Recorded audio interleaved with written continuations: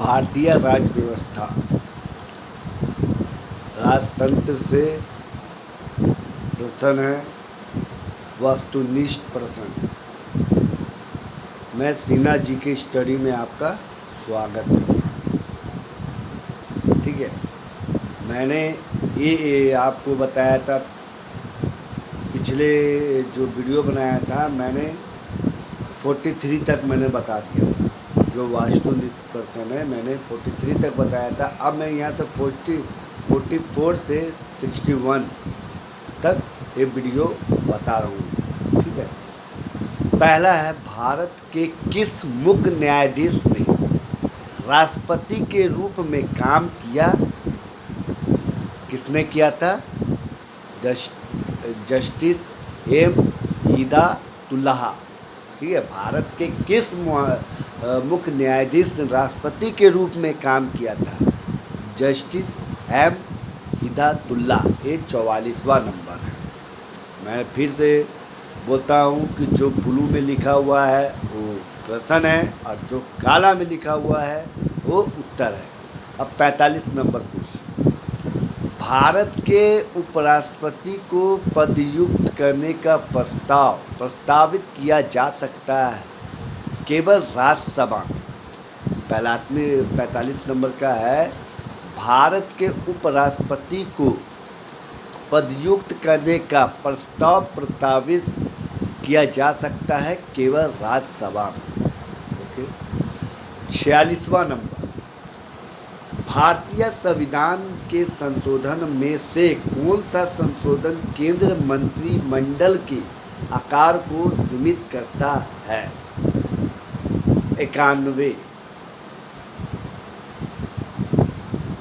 91वां संशोधन। 46वां नंबर क्या है? भारतीय संविधान के संशोधन में से कौन सा संशोधन केंद्र मंत्रिमंडल के आकार को सीमित करता है? तो 91वां संशोधन। ठीक है, अब आता है 47वां प्रश्न। आपातकाल की घोषणा को संसद के समक्ष उसकी स्वीकृति हेतु रखा जाना आवश्यक है। आपातकाल की घोषणा को संसद के समक्ष उसकी स्वीकृति हेतु रखा जाना आवश्यक है। 1 माह के अंदर रखा जाना आवश्यक है। 48वां नंबर, भारत के संविधान के 73वें संशोधन का संबंध पंचायती राज व्यवस्था से है। भारत के संविधान 73वें संशोधन का संबंध, काला में जो लिखा हुआ है उत्तर, पंचायती राज व्यवस्था से है। अब 49वां नंबर क्या है? भारतीय संसद के सर्वप्रभुता प्रतिबंध है, न्यायिक समीक्षा से है।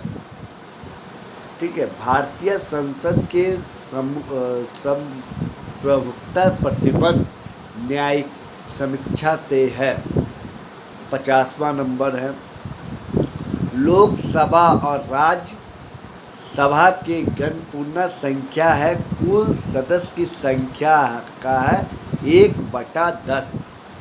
50वां नंबर है, लोकसभा और राज्यसभा के गणपूर्ण संख्या कुल सदस्य की संख्या है 1/10। ठीक है, 1/10 क्या है? कुल सदस्य की संख्या का 1/10। ठीक है, अब आगे बढ़ते हैं 51 नंबर। प्रथम संविधान संशोधन किस वर्ष किया गया था? 1951 ईस्वी में। प्रथम 51 नंबर है, प्रथम संविधान संशोधन किस वर्ष किया गया था? 1951 ईस्वी में। ठीक है, 52 नंबर है, मौलिक अधिकार पर नीति निर्देशक सिद्धांतों का श्रेष्ठता किस संविधान संशोधन द्वारा दी गई? 42वें। 52 नंबर है, मौलिक अधिकार पर नीति निर्देशक सिद्धांत का श्रेष्ठ किस संविधान के संशोधन द्वारा दी गई है? 42वें। अब आगे बढ़ते हम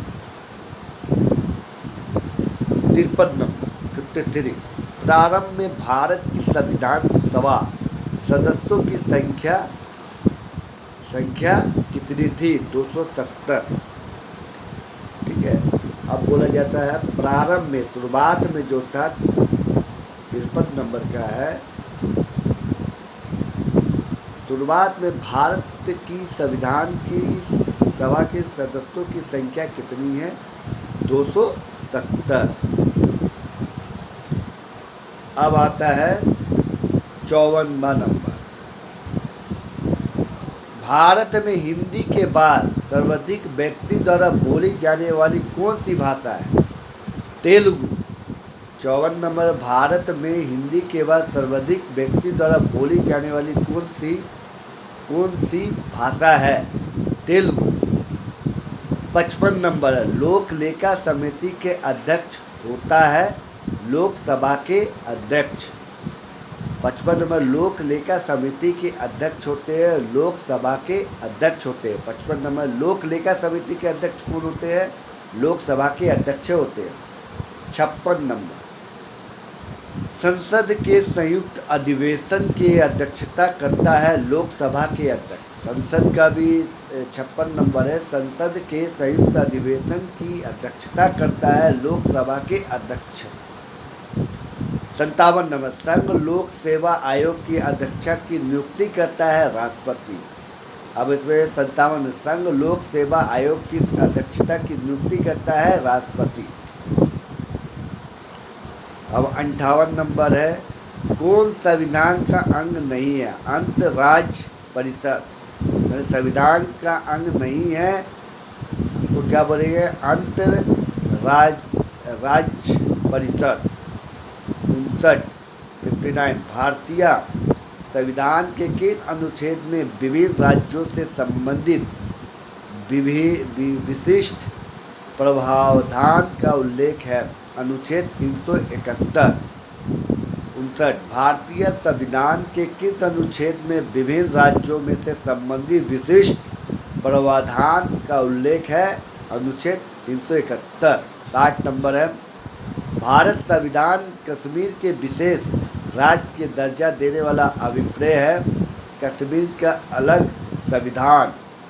भारतीय संविधान कश्मीर के विशेष राज्य दर्जा देने का अभिप्राय है। कश्मीर का अलग संविधान। 61 नंबर है। पंचायती राज को अंतर्गत स्वशासन की इकाई के रूप में संगठित किया गया भारत के संविधान 73वें संशोधन।